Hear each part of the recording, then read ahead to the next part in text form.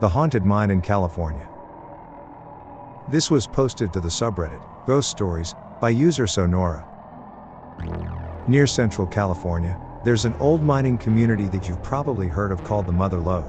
It's an area of California that was a large part of the gold rush. That is where this story takes place. On the way out of town, down a long road almost like a stretch of highway, you suddenly veer off to the right and go down a rough older road less than a quarter mile down. The road dead ends into a circle parking area, with a gate at the end, which is kept locked by the city. If you were to go past the gate, you would end up at a popular lake in my area. When you park at the end, you are basically surrounded on one side by steep hills dotted with poison oak and tall pine and oak trees. The other side is a steep downhill slope to the lake. So, basically you are in a bowl. We were told that if we were to go up to the left, up the steep hill, that there would be an old mine, long abandoned by the miners that the county didn't close. About 250 feet up the steep hill, we found the old mine, almost hidden in a slight divot in the hillside that you wouldn't see unless you walked right up on it. To get into the mine, you had to climb down a slight slope into the ground and go over some medium-sized rocks on the ground, leftovers from when they blasted into the mountain. The mine itself was about 7 feet tall and 6 feet wide, which formed a tunnel that was about 250 feet into the mountain. The mine had rough rock walls with a colorful vein running along the left wall. This vein is said to indicate the presence of gold by its ribbons of colors. The tunnel followed along that vein, taking at least 2 turns, with a couple of short dead-ended offshoots. As you got deeper into the mine, you had to step carefully to avoid mud, which is what the older cart tracks were handy for.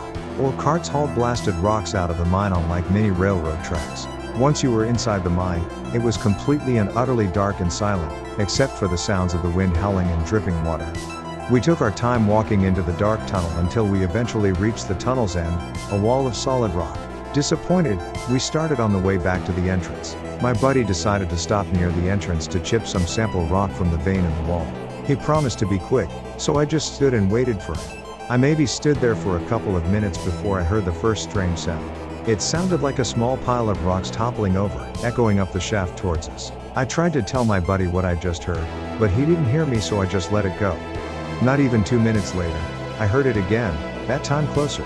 That time, I got his attention to tell him what I just heard, but he just thought I was being paranoid. He said, "You're just hearing an echo from me." I tried to take his word for it, but again, not even 2 minutes later, there it was again. That time, the sound came with a feeling of panic and fear.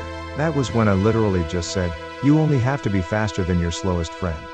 Then I just took off running, over the rocks and out of the mine. When he came out a few minutes later, he said he walked back to the end and didn't see any fallen rocks. I didn't go back there until a few years later, with another buddy of mine. Same as before, up the steep hill we went. The mine looked exactly as it did before, front to back, with no signs of a cave-in. Just as my other buddy had done before, my other buddy just had to stop on the way out to chip away at that damn vein, winding along the left wall.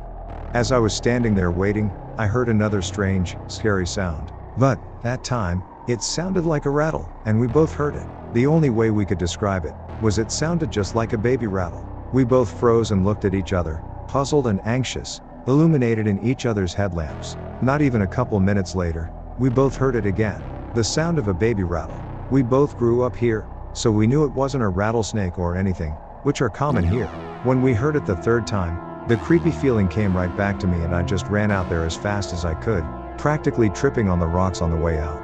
I haven't gone back since. I can't describe it, something about that old mine just came with a bad, scary feeling, and both people that went there with me felt it as well. I want to thank Sonora for letting me share their story. It really makes you think twice before going into an abandoned mine. Whether it is the spirit of one of the miners, or maybe the stories of Tommy knockers are more than just stories, something is protecting that mine.